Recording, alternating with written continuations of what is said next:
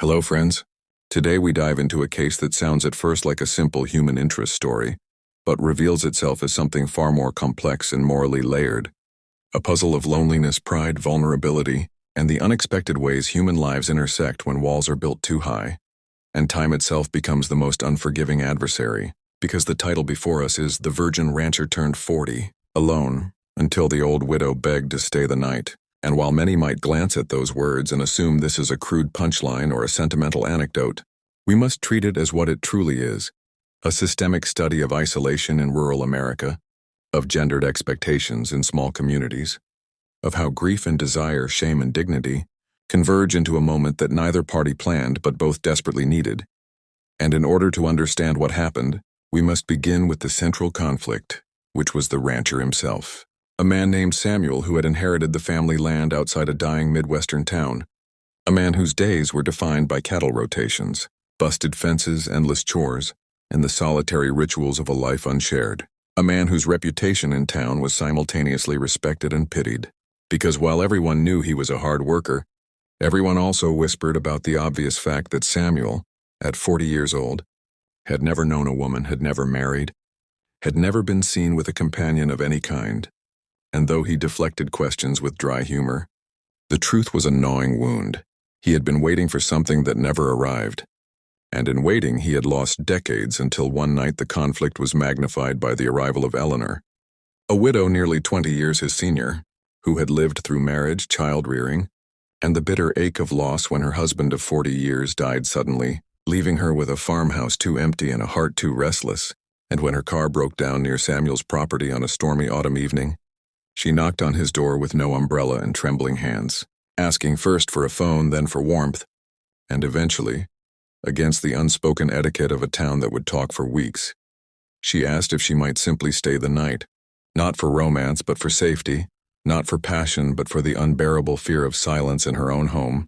And this is where the turning point arrived, because Samuel, caught between his instinct to maintain distance and his growing awareness that this woman was not mocking him, but trusting him, hesitated, and in that hesitation lay decades of repression, as though the entire weight of his choices collapsed into one decision: to keep the door closed and preserve his fortress of solitude, or to open it fully and allow another human being to pierce the veil of his isolation. And he chose finally to let her in, which set off a chain of events neither of them would forget. For as the storm raged, as coffee percolated on his old stovetop, as the air filled with nervous laughter and stilted conversation, Samuel experienced for the first time the electric hum of companionship, the smell of another person's perfume mixing with hay and wood smoke, the accidental brush of a hand while passing sugar. And in those small, almost forensic details we find the climax of this investigation. The moment when Eleanor, tired of propriety and emboldened by grief, confessed that she could not stand the emptiness of her life, that she envied his honesty in remaining untouched by compromise, that she admired his discipline but also pitied his loneliness, and in saying so, she broke a silence thicker than the storm outside.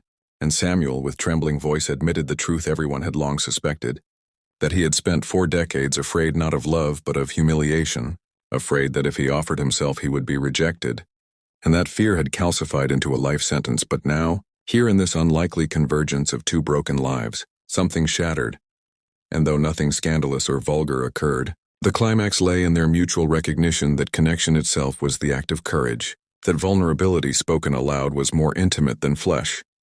And when the storm cleared at dawn, both knew they had crossed an invisible frontier. And so we come to the resolution, because Eleanor returned home but not unchanged, and Samuel returned to his chores but not unaltered. And in the days that followed they began a tentative ritual of visiting, of coffee shared on back porches, of conversations that stitched together grief and longing into a fabric neither had worn before. And though the town gossiped, some cruelly, some kindly, the truth was that Samuel had finally allowed himself to be human, and Eleanor had finally allowed herself to be needed. And so their lives, though still imperfect and constrained by age and circumstance, were no longer defined by silence. And the larger conclusion of this case is profound. It shows us that isolation is not merely the absence of people, but the refusal to risk vulnerability, that time does not wait for the cautious, that dignity is not in preserving an image of strength but in admitting weakness when another hand knocks on your door. And that sometimes salvation arrives not in youth, not in romance, but in the unlikely collision of two souls scarred by different battles but united in their longing for warmth. And in the end, what this story demands of us is to consider how many of us, like Samuel, are trapped not by geography or duty but by fear. How many doors remain closed not because no one knocked but because we were too proud or too wounded to answer. And if this investigation has revealed anything, it is that the smallest choice, a single yes to a weary widow asking to stay the night, can be the fulcrum on which a whole life pivots. So let this not just be Samuel's lesson but ours. And with that, if this case study moved you, make sure to like this video. Hit the notification bell so you never miss another investigation like this. And most importantly, leave a comment sharing your thoughts on this case because your perspective is part of the conversation, and I want to hear it.